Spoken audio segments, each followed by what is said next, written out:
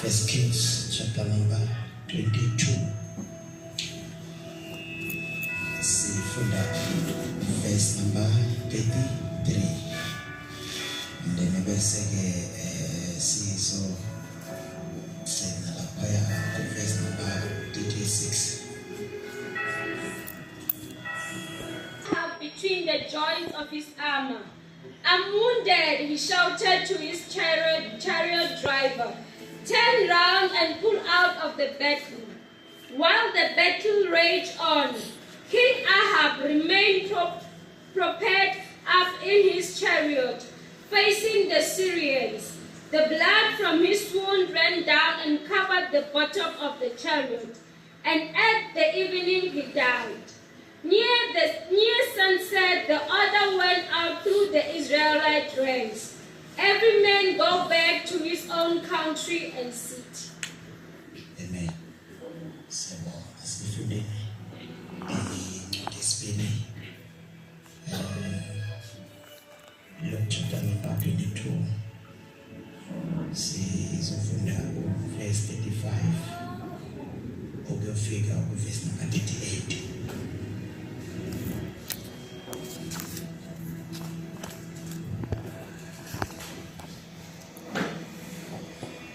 Then Jesus asked his disciples, "When I sent you out that time without purse, bag, or shoes, did you lack anything?" "Not a thing," they answered.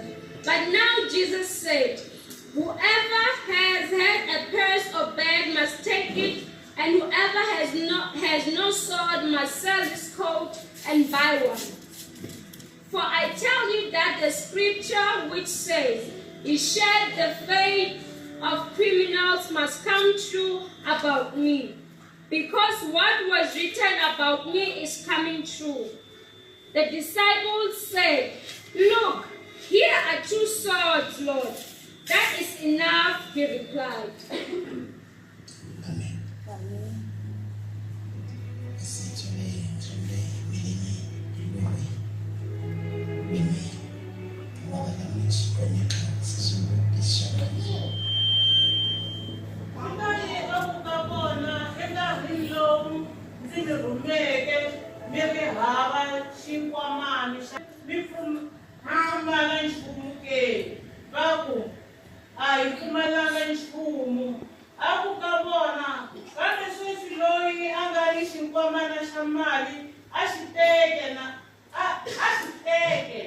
Nawona nkwama a wu teke ni loyi a pfumalaka banga a xavise xiambalo xa yena a ti xavela rona, hikuva ndza mi byela leswaku tsala leri nge u hlayiwile ni swidyohi ri fanele ku hetiseka eka mina, kunene timhaka leti vuriwaka ehenhla ka mina ta karhi ta hetiseka.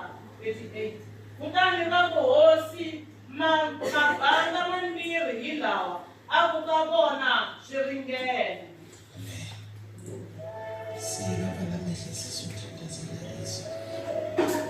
Vukanini bandla bo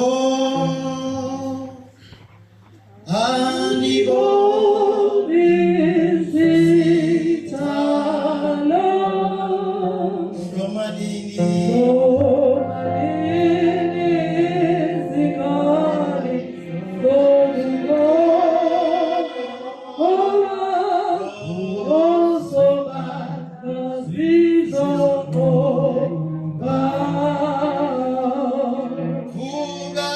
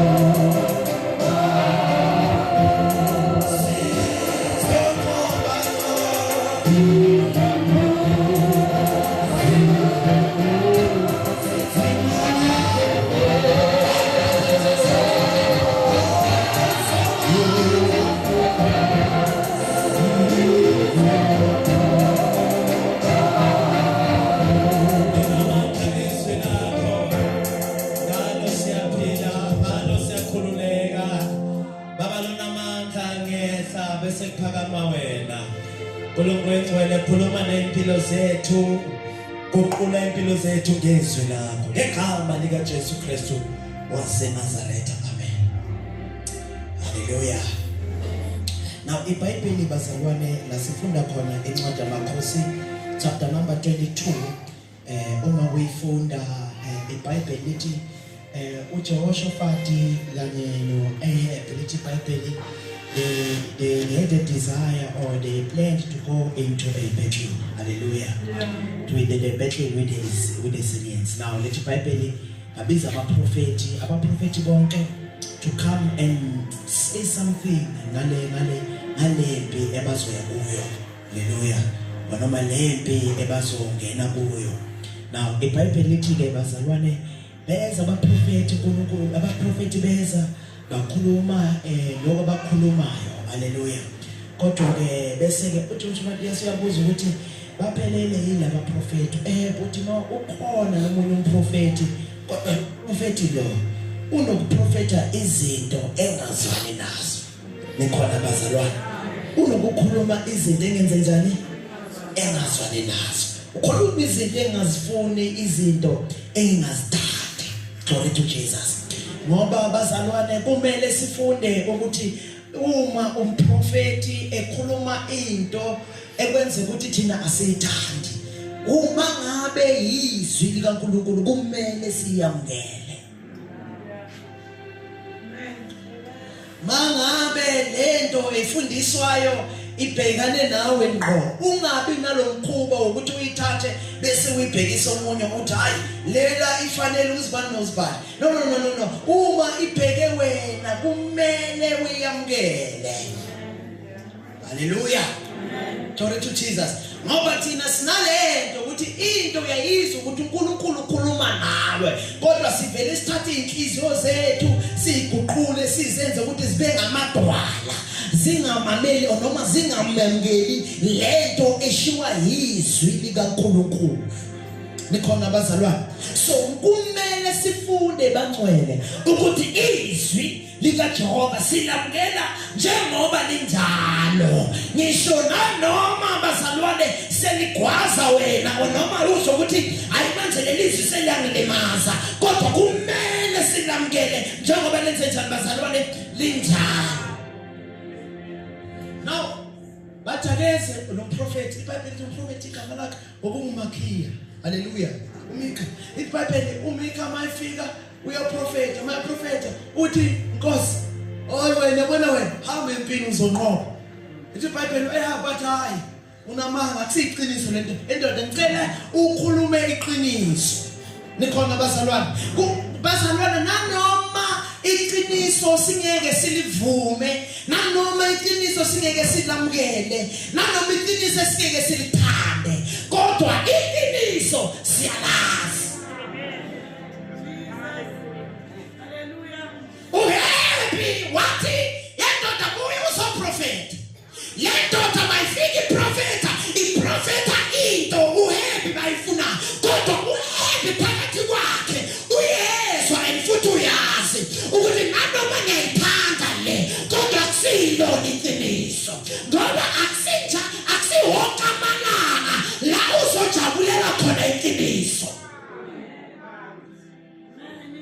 Ubaba nonkinga bazalwane, mangabe uyake enkonzweni uyashunyayezwa, zama 1 to December alikho lebhesi engathi linyathela ikhonzi.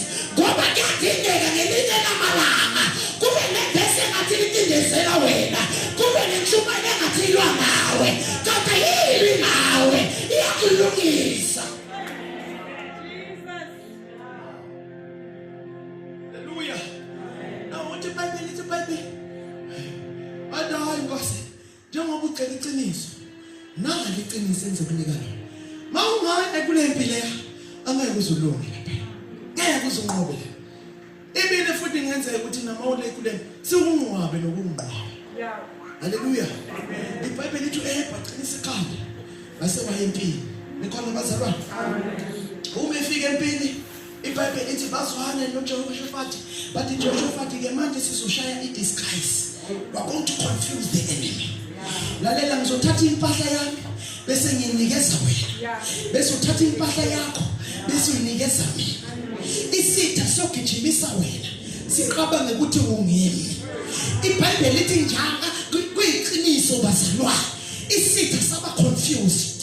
iBhayibheli lithi uma bafika empini babheka impahla kaEhab. iBhayibheli lithi baqonda kuyo kule impahla kaEhab. iBhayibheli lithi uma bafika besondela bathola ukuthi akusuye lo muntu esimfunayo. So ngamanye amagama bese confused bazalwane.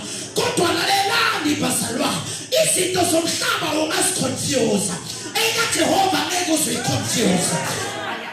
Amaqiniso asemhlabeni ungawabalekela, kodwa iqiniso likaJehova ngeke uzibalekele. Amaqiniso asemhlabeni ungawavalela, kodwa iqiniso likaJehova ngeke uzivalele. iBhayibheli lithi uma bebona ukuthi akusuye uHebi, ithi iBhayibheli bamyekela uJehoshaphat. iBhayibheli lithi enye yeyinceku noma enye amasotsha, ithi iBhayibheli abangumcibiso yebhekisa phezulu. iBhayibheli lithi umcibiso losuka phezulu wehlela kuphi? Phezulu kaEhab. Lo mcibiso lo bazalwane wawungenayo inavigator. Lo mcibiso lo bazalwane wawungekho la uqonde khona, kodwa uJehova waba namandla ukuthi lo mcibiso lo uma usemoyeni ubheke impilo kaEhab, ungene phezulu kaEhab ukuzokhomba uEhab ukuthi izwi likaJehova linamandla, izwi likaJehova liyaphila, isiprofeta sinamandla.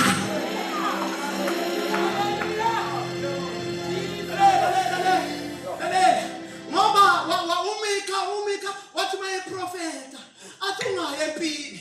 iBhayibheli lithi uEhab waya ngenkani, kodwa into emkhipha empini bazalwane, nanoma engene ngenkani empini, nanoma engene ngamaqhinga empini, kodwa umcibisholo yiwona omkhipha phakathi empini. iBhayibheli lithi uma ezwa umcibisholo somgwazile, iBhayibheli lithi wacela ukuthi ngicela nimkhiphe kulempi, angisakwazi ukuqhubeka kulempi, ngicela nimkhiphe kulempi ngoba ngigwaziwe.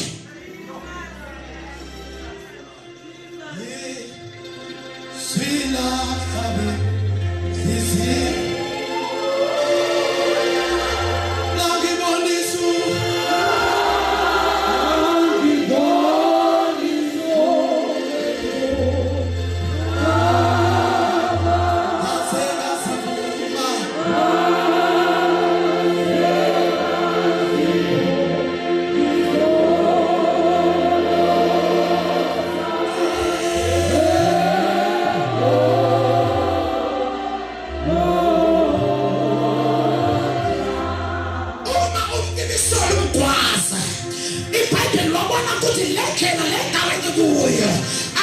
Ngeke kule ndawo sithi abantu abazothi izima lemagwazile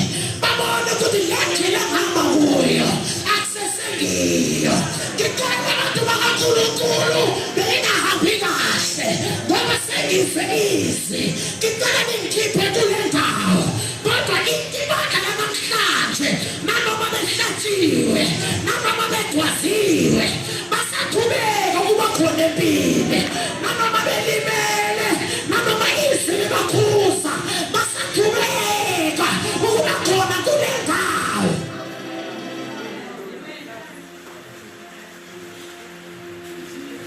Kudingeka sisifundise ukuthi njengoba siyakwazi ukuthi iBhayibheli mafunda Hebrews chapter number 4 verse number 12 ithi iBhayibheli the word of God is a sword.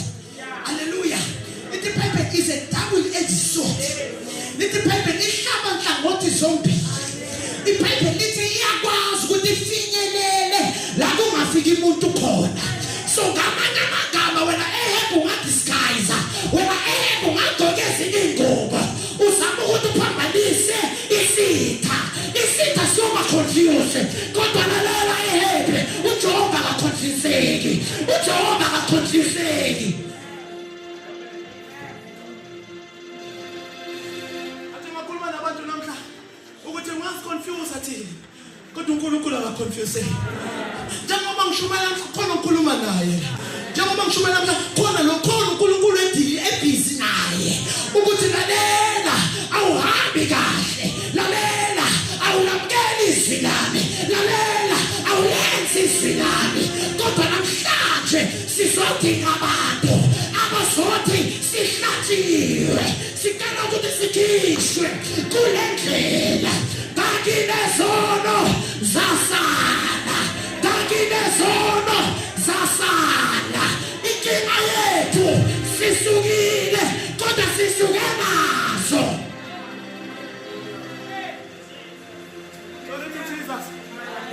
Izinto zasemhlabeni siphumile emhlabeni sangena kule nkonzo, kodwa inkinga yethu ukuthi sisuke nalezi zinto zasemhlabeni sazoyifaka enkonzweni. Ngoba sibonakala si-fashionable, ngoba sibonakala ngathi zihle, ngoba sibonakala ngathi ziyakhazisa. Lalelani bantu bakaNkulunkulu, yebo singabonakala ngathi ziyakhazisa, yebo singabonakala ngathi zihle, kodwa umbuzo omkhulu uthi uJehova uthini ngalezi zinto lezi.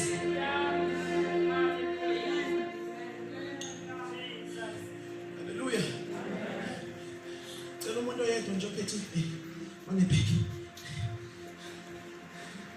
athi ngikhipheni kule, ukhipheni kule nda cela ngifuna leqaqayo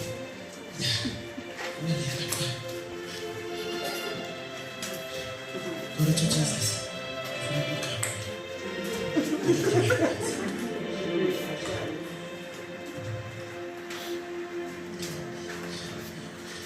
Glory to Jesus. Bese iBhayibheli wasuswa kuleyo ndawo. Glory to Jesus. Ngasifunda khona sesiyobala sesiyothandaza. Ngasifunda khona uthi uJesu ukhuluma amazwi. Uthi kubo uthi ukhuluma nabafundi bakhe. Angithi uthi kulabafundi uthi nina abafundi ngicela ningiboneke into yokugcina.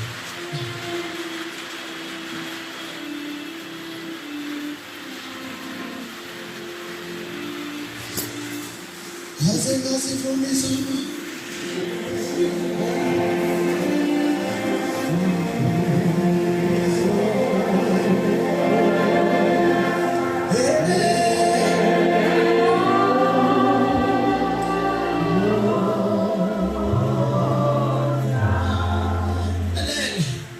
uthi uJesu kubafundi bakhe uthi nina abafundi ngimthumile eqaleni.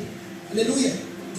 Uthi njengoba ngimthuma ngalendlela uthi ngitheni uma ngimthuma, ngithizeyini ngathi thathani umphako onoma nithatheni izicathulo onoma nithatheni ukudla onoma niphatheni amabheke. Lithi iBhayibheli baphendula ngamandla oPetro oJohn bathi hayi baba uthe sihambe singaphathanga lutho. Uthi uJesu uthi good, ngithe nihambe ningaphathanga lutho ngoba mina ngizonakekela. Na uJesu ubakhipha ngalendlela uthi mabahambe baye emasimini, mabahambe bayoshumayela, mabahambe bayosebenza, kodwa mabangaphathi lutho ngoba endleleni uNkulunkulu uzoba provide. Uthi ngenani kulempi yokuthi nihambe niyoshumayela abantu, ngenani phakathi kulempi yokuthi nihambe niyomemezela umhlaba wonke, kodwa kulempi eniyakuyo ningaphathi lutho ngoba mina ngizoniprovide, ngoba mina ngizonilekelela. Athi baba ukhulume njani? Athi good. Atlalelani ke manje? Athi manje sesiya-upgrade, sesiya-elevate manje, sesiyaphezulu. Lempi besilwa mhlazana ngimthuma ngithi hambani niyoshumayela, yayikwenye dimension, yayikwenye level, kodwa ngiyabona niphumile vele nayoshumayela. I-assignment nayenza kahle, i-assignment nayiqhuba kahle, kodwa manje sesingena kwenye dimension, sesingena kwenye i-assignment, sesingena kwenye impi. Uthi lalela, uthi manje ngicela ukuthi makaphathe ibhegi. Abatheni basalwane ibhegi, angithi ibhegi basalwane yayirepresenta umphako. Glory to Jesus. Yayirepresenta ini? Umphako. And iBhayibheli ithi babephethe nani namaphesi. iBhayibheli uthi kuyathingeka kulempe siyakuyo njengamanje, kudingeka ukuthi umuntu akaphathe ibhegi yakhe, umuntu akaphathe umphako wakhe, ngoba kulempe siyongena kuyo kuzosurvive abantu abanomphako, kuzosurvive abantu abathwele, ngoba awena umphako angeke uzulungela. Lalela njengoba ngingamthuma ngathi ningaphathi lutho, yebo nasurvive, kodwa manje amagiya ayatshintsha, sesingena kwenye level manje. Le level esingena kuyo idinga abantu abanomphako. Elijah vuka uhle ngoba uhambo luseselude, vuka uhle ngoba uhambo lusesekude. Lalelani basalwane, lempi esikuyo idinga abantu abanomphako.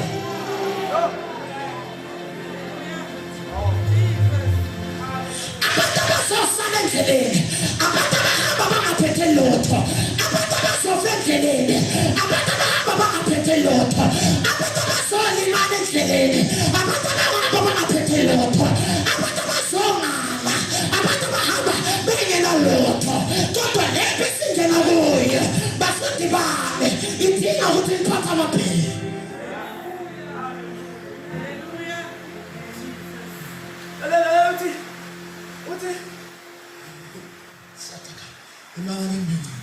Uthi lalela lamabhegi lawo enimaphethe. Number 2, kuzodingeka ukuthi niphathe yini? Amasebula, amasoda, ibhanga. Ngizomama athi ibhanga. Kudala bekabakhoma bhanga. Haleluya. Imaka yakho nyimpile yakayo. Lempe siyakuyo. Izodinga ukuthi umuntu abe nani? Nalezembe, nebhanga, nalesibula, nalesoda. Ngoba asiyosurvive mangabe asinayo isoda. iBhayibheli lithi bathi baba, lalela, bathi baba, bathi kuJesu, bathi baba, isebula ikhona. And futhi baba, lamasebula mabili so azwalela ukuthi siyongena kulempo okhuluma ngayo. Uthi lalelani, uthi isikhathi manje sesifile ukuthi imibhalo ifezeke, kodwa abantu abazosurvive kulesikhathi esiyongena kuso, abantu abaphethe umphako nabantu abaphethe isebula, bathi baba isebula siyiphethe. Uthi lalelani,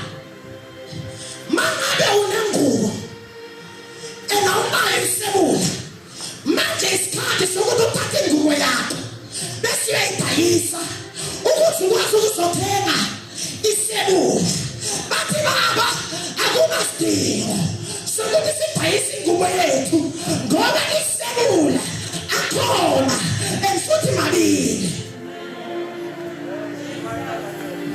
uJesu yabale uJesu uthi kuba uthi is enough. Ngicela ukushumayela abadala semkhulu uma ethi is enough akazi ukuthi silungile kodwa usho kuba uthi ngiyabona asingakabi ready for whatever siyongena kuyo.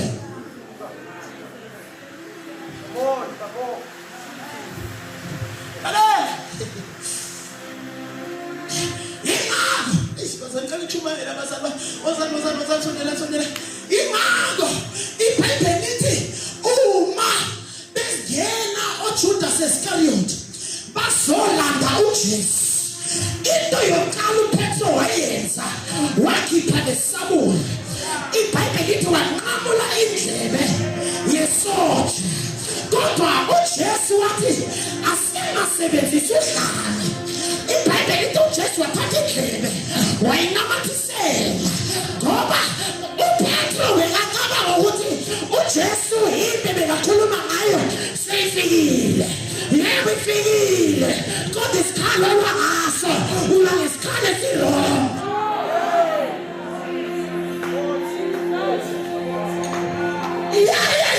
Uyalo Petro kodwa inkinga yakho Petro unangesikhalo esirong. Lesikhalo ngaso akusiso lesikumele ngaso. Kudingeka abantu bazalwa ngoba lensuku esiphila kuso kudingeka abantu abazophatha isikhali kudingeka abantu abazophatha uphalo.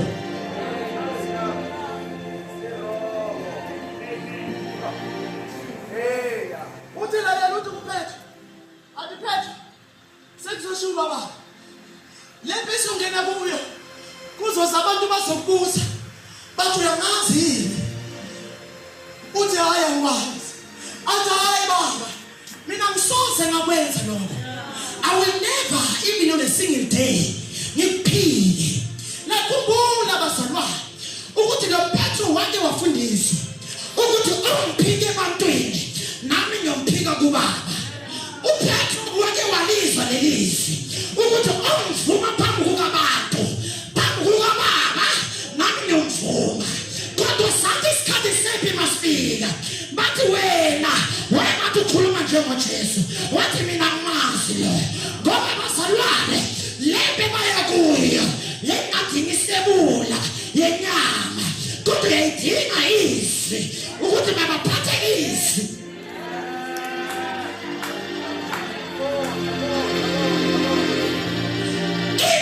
Kuyo kudingeka abantu abazohlangana kudingeka abantu abazazile ncwadi le ngoba wena Petro kubuhlelila bozwazi ukuthi kumfanele ukuthi ngiyemnqamlezweni ukuthi abantu basindiswe.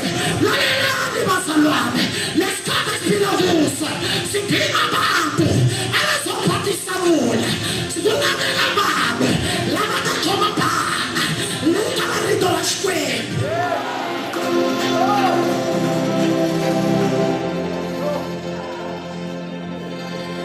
Lelizwi singalikhulumi kuphela kodwa lelizwi siliphile sisemakhaya siliphile sisemsebenzini siliphile sisekhaya siliphile enkonzweni siliphile yonke indawo ngoba ngayo siyabonga.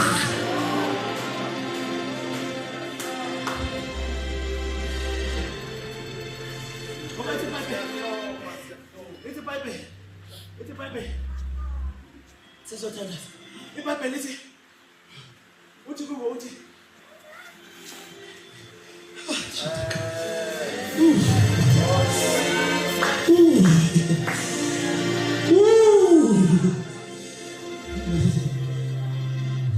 yego musongaka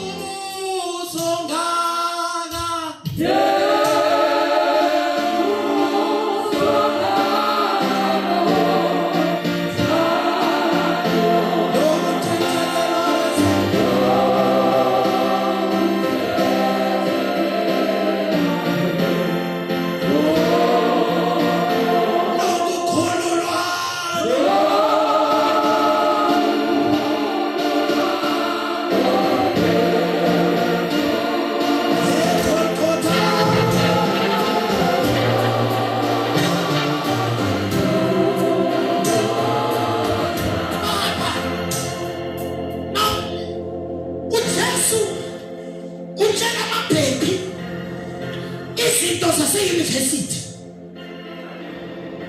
ukuthi lamaphepha sesingena kwenye level manje. IBhayibheli lithi emveni kokuthi akhulume la mazwi bangena eGetsemane. Uma befika eGetsemane uJesu uthi kibo ukuthi anolida bese nithandaza. Shatakaya. Anolida bese nithandaza.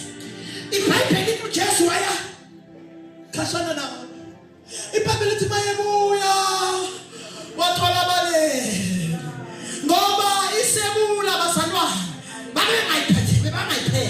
bebaphethe le yamaphela bebaphethe le bonakala kodwa kunale efanele lempi ebakuyo bebangakayiphathi.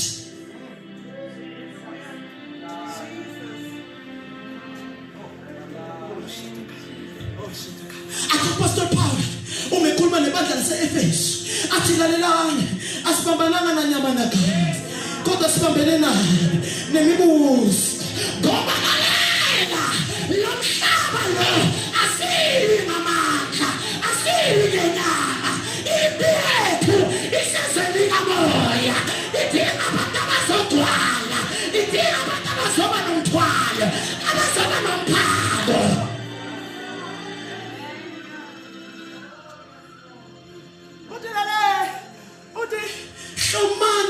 Hlomaneni ikhali zale zikamoya.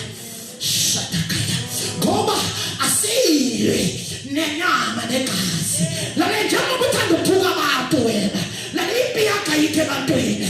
Impi yakho isemkhathini. Abantu abanqobe emkhathini yini abantu abashona phansi. Abantu abanqobe impi zabo yini abakwazi ukuzivalela. Bathi baba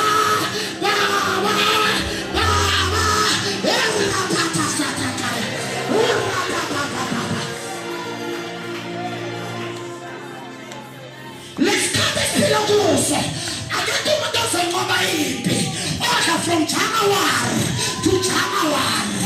I get to the from January to January.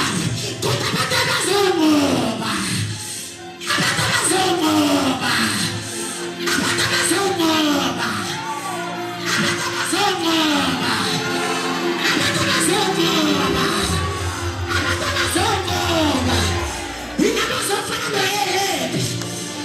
suffered.